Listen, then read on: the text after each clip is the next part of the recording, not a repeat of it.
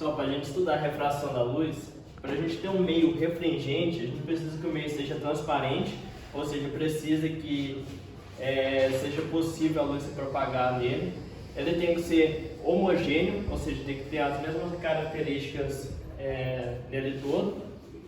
Ele tem que ser isotrópico, ou seja, a luz tem que se propagar com a mesma velocidade em todas as partes do meio. Então, primeiro a gente tem um índice de refração absoluto, que mede a dificuldade da luz se propagar no meio, que é o índice, ele é 100 unidades, ou seja, ele não tem unidade, e ele é a velocidade da luz no vácuo dividido pela velocidade da luz no meio. Então ele mede a dificuldade de se propagar no meio. Agora a gente tem o índice de refração relativo. O índice de refração relativa, a gente faz uma relação entre o índice de refração entre o meio e o índice de refração entre o outro meio.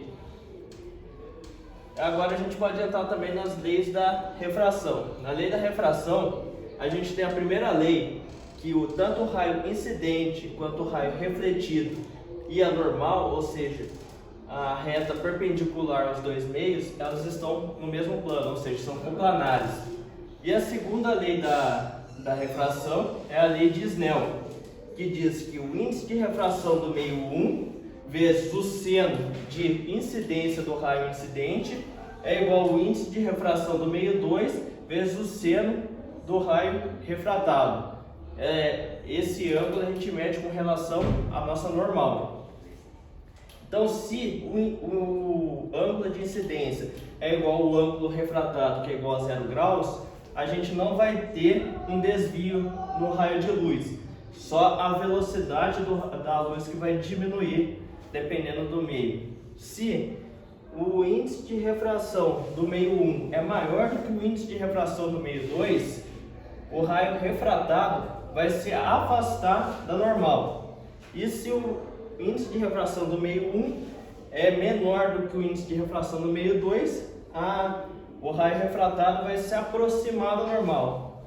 Nesse caso, onde o raio refratado ele se afasta da normal, então a gente pode encontrar aqui um negócio chamado reflexão total. Só nesse caso aqui, porque dependendo de quanto que a gente vai aumentando o ângulo de incidência, o raio refratado ele vai se aproximando até ele chegar a 90 graus com relação à troca de meios.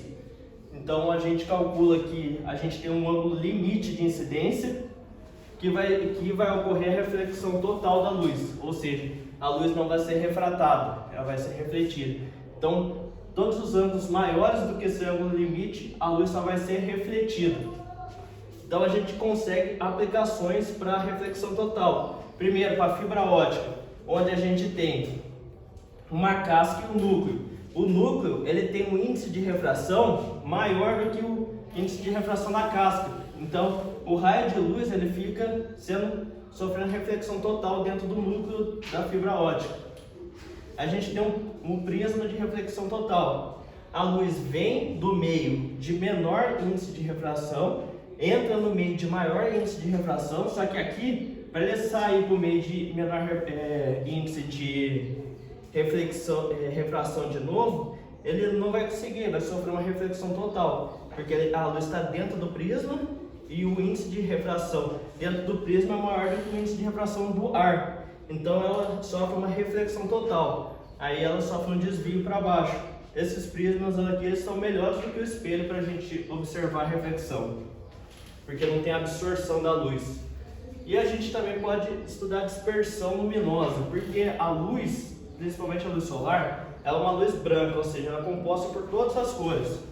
E como a gente viu nos índices de refração, dependendo da cor da luz, no mesmo meio, ela varia a velocidade de refração. Então, como a luz branca, ela tem todas as cores, na hora que ela sofre a refração na gotícula de água, essas diversas cores vão sofrendo diversos índices de refração. Então a luz acaba dispersando, a gente acaba vendo todas a luz sendo decomposta em todas as cores dela. Aí a gente consegue observar o arco-íris. Tudo bem? Eu esqueci o pote na bola.